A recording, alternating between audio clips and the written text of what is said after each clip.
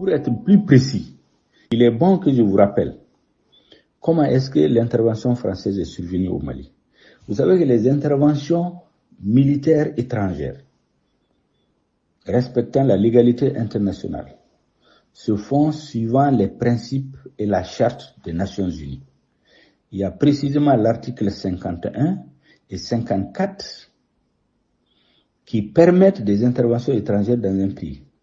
L'article 51 indique clairement que lorsqu'un pays membre des Nations Unies se trouve en situation de légitime défense, agressé par d'autres forces venues de l'extérieur, il peut demander le soutien de la communauté internationale. En ce moment, un ou plusieurs pays peuvent se mettre ensemble pour l'aider.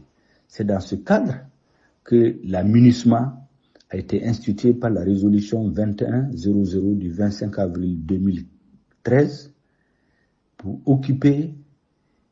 pour aller au nord du Mali, combattre la rébellion, combattre le terrorisme. C'est écrit noir sur blanc dans la résolution qui crée la MINUSMA. En juin 2014, la résolution 2164 a précisé que la MINUSMA doit faire des patrouilles de longue portée, traquer les terroristes, les empêcher de revenir se réinstaller d'où ils ont été chassés, de protéger les populations civiles. Ces deux résolutions disent clairement que la MINUSMA doit faire la guerre contre le terrorisme. Ce qui est tout à fait différent de ce que la MINUSMA est en train de dire aux Maliens maintenant, qu'elle n'est pas venue pour faire la guerre. Ça, c'est l'article 51, la charte de l'ONU. L'article 54 indique que lorsqu'un État membre de l'ONU est agressé de l'extérieur, il peut faire appel à un ou plusieurs membres de l'ONU pour l'aider. C'est suivant cet article que Dioncouna Traoré, président de la transition, s'est adressé au président français François Hollande pour demander l'appui de la France. Et dans cette demande, il était dit clairement que c'est un appui aérien et en renseignement qui était demandé. Il n'était pas prévu des militaires français au sol. Appui aérien et un renseignement. Écoutez-moi bien. C'est les soldats maliens qui devaient libérer notre pays. Ce qui a été fait à Konna, à Tombouctou, à Gao, c'est les militaires maliens qui ont fait le corps à corps avec les djihadistes. L'armée malienne assurait la couverture aérienne et un renseignement. Mais arrivé à Kidal, à Anefis, à partir d'Anefis, la France a interdit à l'armée malienne de rentrer à Kidal. Pour faire quoi? Pour retourner à la convention du 15 septembre 1907. L'ADRA des Ifogas appartient aux Ifogas et à ceux qu'ils prélat d'y installer. Je vous en ai parlé plus haut. Qui date du 15 septembre 1907. En faisant quoi? Interdit à l'armée malienne de rentrer à Kidal. Amener les militaires français à Kidal.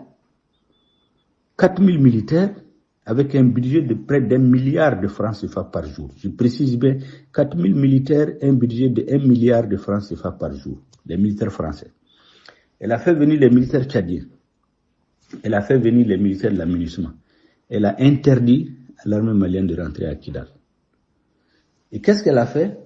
Elle est allée chercher les dirigeants du MNLA qui étaient réfugiés à Ouagadougou et à Mauritanie parce qu'ils avaient été chassés par le Moujao et en Sardine. Les MNLA qui ne représentaient plus une force militaire, ni une force politique, ni une force morale, parce qu'elles s'étaient compromis avec les terroristes. La France les a ramenés, les a réinstallés à Kidal. Elle est allée extraire une partie d'Ansardine. Ansardine a été déclarée organisation terroriste par les Américains. Une partie d'Ansardine a été soustraite, l'adjoint de Yars al-Ghabas al-Intala, pour constituer le HCUA, le Haut Conseil pour l'unité de l'Azawad. Il s'appelait d'abord le MIA, Mouvement islamique de l'Azawad. Je crois qu'on leur a dit que le mot islamique ne porte pas. Quelques jours après, ils ont transformé pour faire HCUA. Le HCUA et le MNLA réunis font la SEMA. C'est à cette SEMA que la France a remis Kidal au lieu de l'État malien.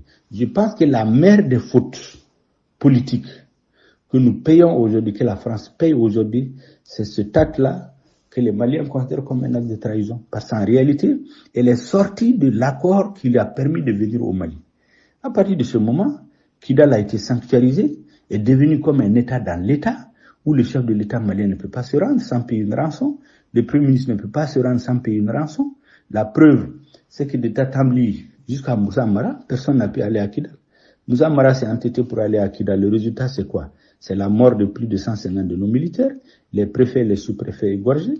Le premier ministre, Soumaïlou Boubé-Mega, en 2018, pour aller à Kidal, il a payé une rançon pour avoir l'autorisation de passer 2 heures de temps. Ibeka n'a jamais pu aller à Kidal jusqu'aux élections présidentielles, où il a payé une rançon autorisé à passer une nuit.